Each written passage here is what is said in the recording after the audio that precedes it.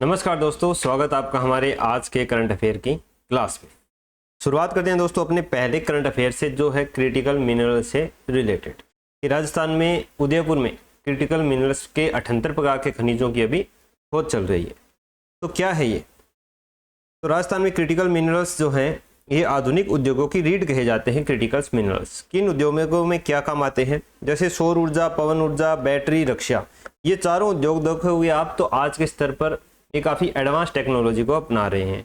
नवीकरणीय ऊर्जा को अपनाना एकमात्र सहारा रह गया है, क्योंकि जिस प्रकार से वैश्विक तनाव चलते रहते हैं और साथ में हमें कार्बन उत्सर्जन को कम करना है, इसके लिए हमें नवीकरणीय ऊर्जा पर आना पड़ेगा। तो सौर ऊर्जा में जो सोलर पैनल वगैरह बनते हैं उनमें सिलिकॉन, गैलियम, टेल्यूरियम, उनमें जो बैटरी उपयोग में होती है उनमें कोबाल्ट, निकल, लिथियम, पवन ऊर्जा के लिए नियोमियम, रक्षा के लिए क्रोमियम, टंगस्टन जो काफ़ी कठोर धातु होता है। तो इस प्रकार के क्रिटिकल मिनरल्स की हमें आवश्यकता है, लेकिन इनका जो निष्कर्षण है वो उसकी तकनीक हमारे पास जो है वो अभी एडवांस नहीं है, जिसके कारण इसमें काफ़ी ज़्यादा खर्चा आ रहा है। तो इसके लिए एक क्रिटिकल मिनरल्स मिशन बनाया गया है, नेशनल क्रिटिकल मिनरल मिशन 2025। 1 जनवरी से इसको शुरू किया गया था। इसमें 4 मुख्य स्तंभ थे: अनुसंधान करना, निष्कर्षण करना, नवाचार यानी 100 से अधिक जो टेक्नोलॉजी वगैरह है उनका पेटेंट करवाना और उनकी रिसाइकलिंग करना। राजस्थान में ये काम किसके द्वारा किया जा रहा है? राजस्थान में Rajasthan state mineral exploration trust, उसकी आईआईटी धनबाद के साथ एमओयू हुआ है, जिसके अंतर्गत जो टेलिंग्स है, टेलिंग्स बोलते हैं कि हम जब खनिज निकालते हैं कोई किसी प्रकार का, जैसे जिप्सम हो गया, अब्रक हो गया, तांबा हो गया, तो इसका जो कचरा होता है उसके अंदर भी थोड़ा बहुत खनिज है वो बच जाता है। तो उस कचरे को क्या बोलते हैं? टेलिंग्स या खनिज डंप्स बोलते हैं। इनका वैज्ञानिक परीक्षण करके इनमें से खनिज है वो निकालना, क्योंकि इनमें बहुत कम परसेंटेज में क्रिटिकल मिनरल्स है वो पाए जाते हैं। उदयपुर में अभी इस 78 प्रकार के खनिजों का अन्वेषण हो रहा है, जिनमें कोबाल्ट, निकल, क्रोमियम और गैलियम, ये 4 क्या है? प्रमुख है। तो ये हो गई हमारी क्रिटिकल मिनरल से रिलेटेड। उसके बाद जो हमारा करंट अफेयर है वो है विश्व बाल श्रम निषेध दिवस। आज 12 जून को विश्व बाल श्रम निषेध दिवस है। ये जो है इसमें थोड़े बहुत आंकड़े बताए गए हैं जो हमसे नहीं पूछे जाएंगे। हमसे ये पूछा जाएगा कि ये जो बाल श्रम निषेध है ये यूएन में किसके द्वारा से इसको देखा जाता है? तो 2 है, एक है आईएलओ संगठन और दूसरा है यूनिसेफ। आईएलओ का मतलब है इंटरनेशनल लेबर ऑर्गेनाइजेशन, अंतर्राष्ट्रीय श्रम संगठन। 1919 में बना था ये, और इसका मुख्यालय है जनेवा, स्विट्जरलैंड में। ये मजदूरों के अधिकारों की रक्षा के लिए क्या करता है? काम करता है। जैसे काम का समय निश्चित होना, काम की जो वेतन है वो निश्चित होना न्यूनतम, इस प्रकार के। दूसरा है UNICEF, united nation children's fund, united nation बाल कोष। ये 1946 में स्थापित हुआ था और न्यूयॉर्क, अमेरिका में इसका मुख्यालय है। ये क्या करता है? ये बाल मजदूरी वगैरह या बालों को अच्छे स्वास्थ्य, अच्छा पोषण प्रदान करने के लिए आवाज़ उठाता है। तो इन दोनों संगठन जो हैं इन्होंने जो बाल श्रम के आंकड़े हैं उनको जारी किया है। पहला विश्व बाल श्रम निषेध दिवस है, ये 12 जून 2002 को मनाया गया था आईएलओ के द्वारा, इसलिए ये 12 जून को अब मनाया जाने लग गया है। इतना ही हमें इसके बारे में जानना है। अगला करंट अफेयर है कि अमेरिकी हमले में 3 भारतीयों की मौत के बाद भारत बोला है कि हमले रोकें। अभी अपने एक जो मालवाहक जहाज है जिसका नाम है एमटी जलवीर, उसके ऊपर अमेरिका ने हमला किया था, लेकिन उसमें किसी के हताहत होने की खबर नहीं आई है। 21 उसमें अपने नाविक थे, वो ओमान के जो कोस्ट गार्ड थे उन्होंने उनको सुरक्षित निकाल लिया था। लेकिन एक दूसरा था एमटी शटल बेलो, इसमें अमेरिका ने अटैक किया, जिसके अंतर्गत हमारे 3 नाविकों की मौत हो गई है। कहाँ पर है ये हॉर्मुज में, जो अमेरिका ने ये ईरान की तरफ जाने वाले जहाज़ों को रोकने के लिए नाकेबंदी कर रखी है, तो वहां पर इनका अटैक किया जा रहा है। हॉर्मुज जल संधि वो किसको किससे जोड़ती है? फारस की खाड़ी को ओमान की खाड़ी से या अरब सागर से जोड़ती है, ये हमें याद रख लेना है। अगला करंट अफेयर है कि नीति आयोग की गवर्निंग काउंसिल की 11वीं बैठक हुई है, जिसमें पीएम ने बोला है कि दुनिया में अनिश्चितता है, फिर भी भारतीय अर्थव्यवस्था है वो आगे बढ़ रही है। हमें जानना है नीति आयोग के बारे में, गवर्निंग काउंसिल के बारे में। नीति आयोग, नीति की फुल फॉर्म है national institution for transforming India.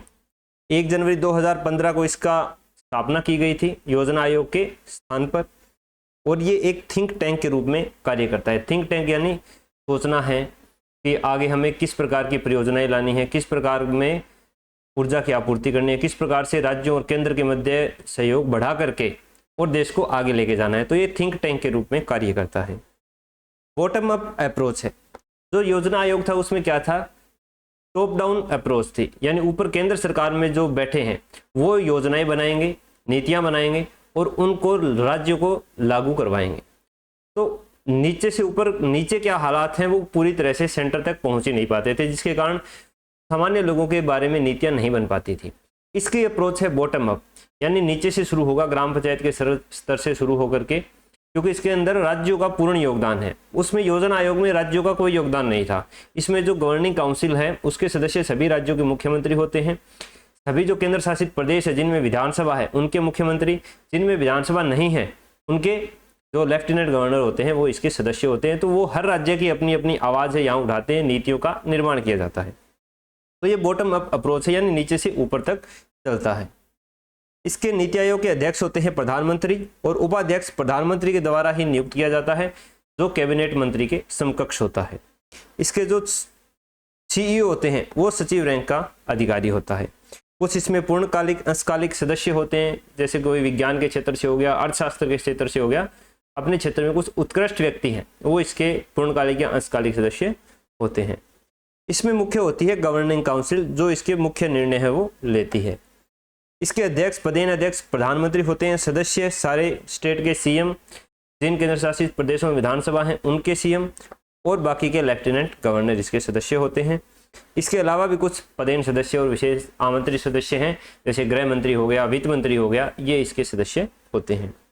कार्य है सहकारी संघवाद को बढ़ावा देना, राज्यों और केंद्र को एकदम मिला करके आपस में बातचीत करके नीतियों का निर्माण करना, राज्यों की भागीदारी को सुनिश्चित करना, राष्ट्रीय लक्ष्य जो अपना विकसित भारत 2047 है उसको प्राप्त करने के लिए नीतियां बनाना, और अगर राज्यों के मध्य या राज्य या केंद्र के मध्य कोई नीतियों को लेकर के विवाद है तो उसका समाधान खोजना। ये नीति आयोग के मुख्य लक्ष्य हैं, कार्य हैं।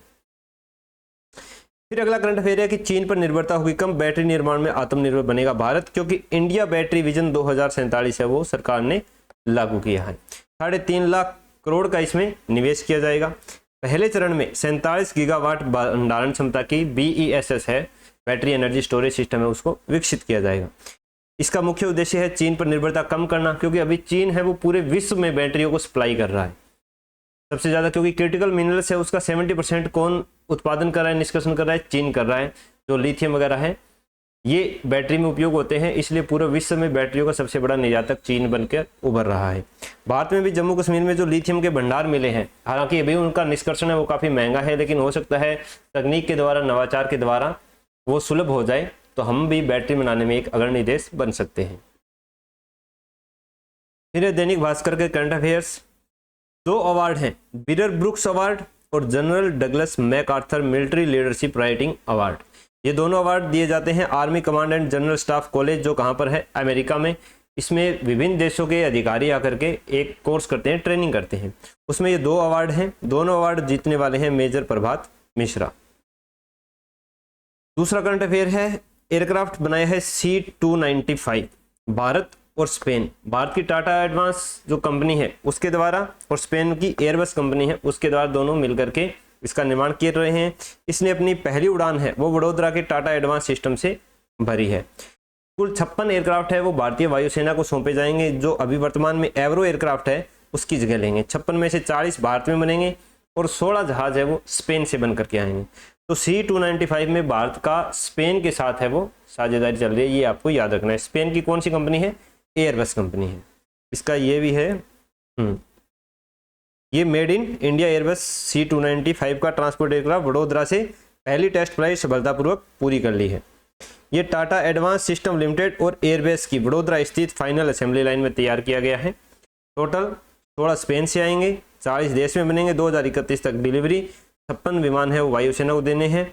21,935 करोड़ की डील हुई है स्पेन से। के बाद है HPV, जिसकी फुल फॉर्म है ह्यूमन पैपिलोमा वायरस।